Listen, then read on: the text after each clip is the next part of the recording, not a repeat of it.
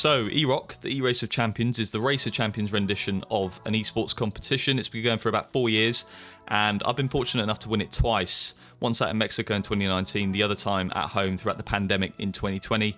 And 2021 they didn't do it, but 2022 it's back, and we're going to try and win it a third time, which is quite insane to say really, but it's back in Sweden this time round, and it's next week. The eROC final and the real life Race of Champions, as of making this video, it's next week.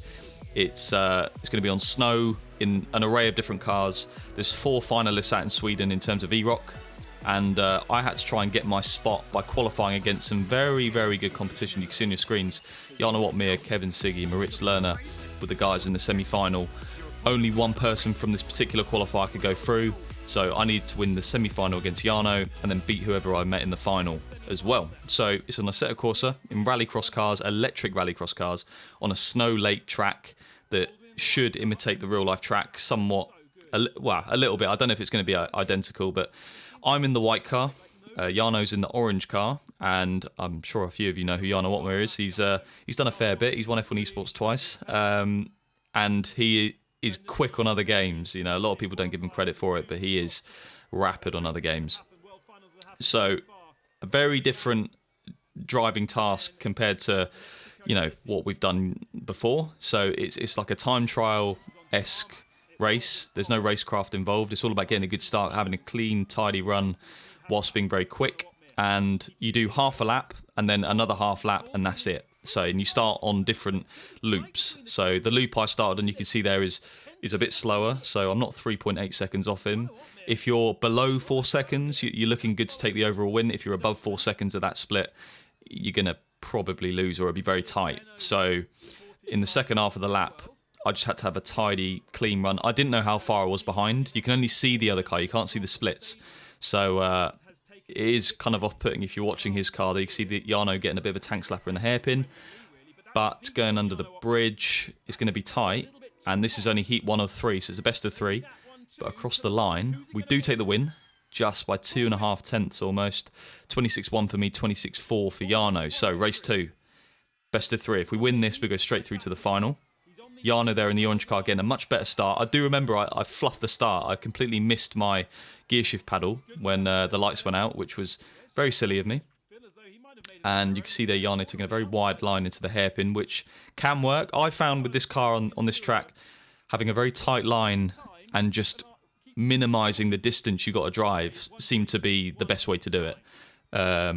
You know, it's not the stereotypical thing with a rally car. Drift it into the corners, have a massive power slide. That didn't seem to work. It just seemed to slow you down. That could be the physics of Assetto Corsa kicking in there as well. But, so yeah, best of 3. If I do win this, I'll go straight through to the final. Over the bridge then. He was under the bridge as I was going over the bridge, so he's looking pretty good at this stage. 3.5 seconds, so Jano had a very good first lap there.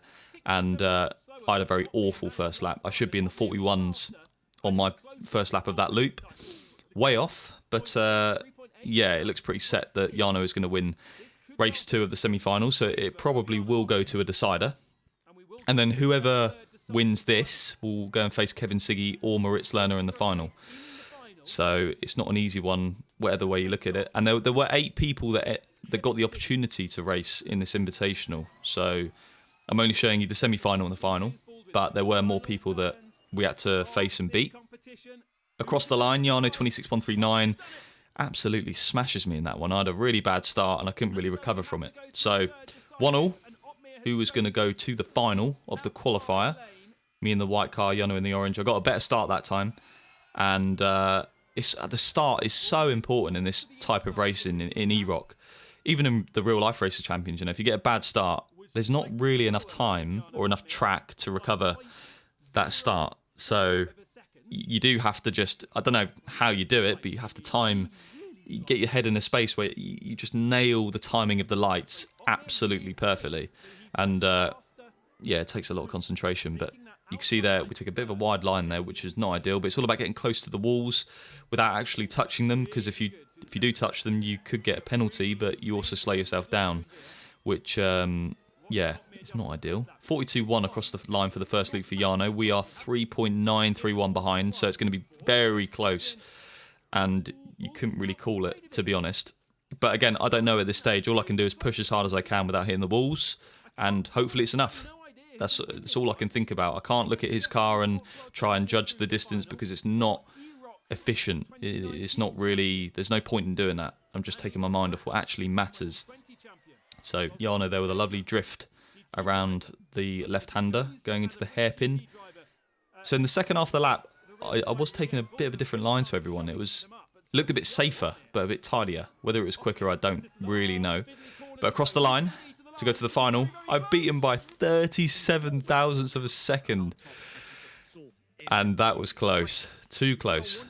So fair play to Jano. Pushed me very hard. And, you know, he would have been a worthy finalist if he did get through on that particular run. So I faced Kevin Siggy in the final. Siggy beat Moritz Lerner. And it's a best of 3 again. So I do get a good start on that one. I'm in the orange car this time around. Siggy in the white car. And Siggy in the qualifiers, he was in my group. And I faced him at the end of the group stage. And we had 2 races against each other. He beat me twice. And I think he was the quickest on this day, in this car, on this track. I think he was outright the quickest. Maybe had a couple of tenths on me.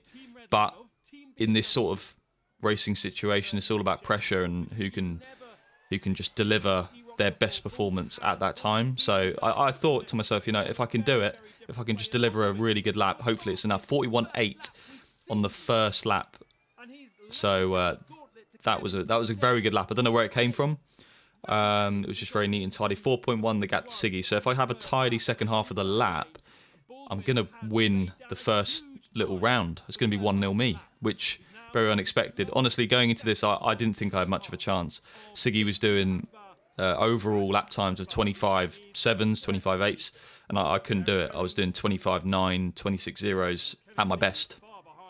So, but there's no point thinking about it. You just got to drive and hope it's enough. So going into the penultimate corner, accelerate into the line. 25.9 for me, a PB. 26.2 for Siggy. So 1-0 me. If I win this one, I go to Sweden. I win the Invitational. So I was very geared up. And into turn 1, bit of a slide on there. But still tidy enough. And I do remember this run. And it was a bit soul-destroying. But you'll see why in a minute.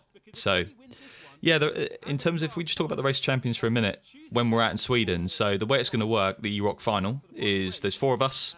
It's a combination of driving the simulator, the real car, and doing this sort of thing, but actually in Sweden, so like a LAN event. So it's going to be very tricky for all of us, especially when you're driving on snow in an array of different cars. There's going to be a rallycross car, a GT4, Porsche, I think. There's so many different cars, so it's all about adapting. If we look back at the race a minute, 3.9 seconds the gap to Siggy. So we had a very, very good first lap. He had a very good first lap as well. But if we had a tidy second half of the lap, we would have beat him in the second one as well. It probably would have been a PB as well. However, you can't see it, but I did hit the wall on this second lap, and it cost me about half a second. So, yeah, very, very soul-destroying, because you never want it to go to a final race, because anything can happen. You can see there through the penultimate corner for Siggy. Across the line then, 26.0 for Siggy, 26.4 for me. I'm certain I would have won that if I didn't hit the wall. But I did. So it's going down to a decider. Race 3, me versus Siggy. Who's going to go to Sweden? Both got a good start. Very even starts there. I'm on the outside loop in the orange car. And I just thought, at this stage, there's nothing else I can do but just send it. Just absolutely send it. If I hit the wall, I hit the wall. It's the only way I'm going to beat him, though, is being absolutely on the limit. If I take it easy and do a 26.5, he's going to beat that. So there was no point hanging about. And, you know, every one of these people in this tournament is a worthy winner. You know, Jano, Moritz Lerner was on pace as well. Siggy was absolutely rapid. A bit of a mistake there for Siggy, though. You see, you can use the handbrake in these cars. At least I was, anyway. And I think he might have engaged it a bit early there because he got a bit of a tank slapper on into the entry of the corner. 4.1 seconds the gap. I did a 41.9, which is good. It's not the best, but it is good. But 4.1 seconds is probably enough to secure the win. If I have a tidy second half of the lap, if I don't make any mistakes, don't hit the wall, and it's very hard. The track, it doesn't look it so much, but it's very narrow, especially when you're in cockpit cam. And to not get a slide on in this car with the snow underneath you is very tricky. Look neat and tidy through there though, into the tight little section, little chicane section, into the penultimate corner.